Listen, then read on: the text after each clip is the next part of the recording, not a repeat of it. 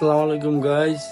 এখন গিয়া আজকে হয়েছে আমাদের প্রথম সিঁড়ি। দেখেন ভাই, চোখগুলা মানে গিয়া করতে পারতাছি না, মেলাইতে পারতাছি না। খালি ঘুমে খালি চোখগুলা খালি ঘুমে খালি পারতেছে, টানতেছে। শয়তানি খালি বলতেছে আরো ঘুমা আরো ঘুমা, কিন্তু না।